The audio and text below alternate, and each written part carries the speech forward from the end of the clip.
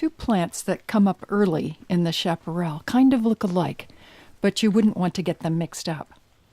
The one with the green wavy leaves is soaproot, or amole, which had many uses for the settlers and the Native Americans. It's got a white flower, which is quite beautiful and fragrant. The problem is you never get to see it, unless you come by very late in the day. It opens up about 4 or 5 o'clock in the evening. It's open all night, and then it closes tight in the morning. In fact, the scientific name, Pomeridianum, post-meridian, afternoon blooming. And the other one, well, it does not have wavy leaves at all. It's the star lily, which is also white. That's opened up during the day. And that one has a poisonous bulb, so that is best avoided. That's the one that was actually named after John C. Fremont, Fremont's star lily, who was one of the early explorers in California, very famous in the Bear Flag Revolt, our very first state senator, known as the Pathfinder. He married the daughter of Thomas Hart Benton, Jessie Benton.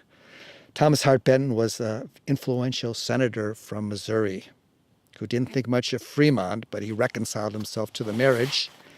And he got Fremont several choice positions in early survey expeditions out west. And it was one of these expeditions that Mount Diablo saved his life. He was over in the Owens Valley. He didn't quite trust the Shoshone Indians and the other Indians over there over the winter. So he decided he had to come across in the dead of winter, across the Sierra Nevada. This was a couple years before the Donner Party. Well, his scouts, Broken Hand Fitzpatrick and Kit Carson, tried to talk him out of it. They couldn't do it, so at least they went with him, so he had a half a chance.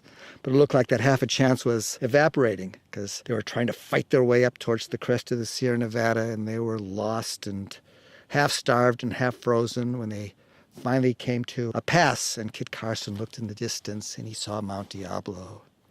And he exclaimed, "There's a little mountain. It's been 15 years since I last saw it, but I'm just as sure as if it was yesterday."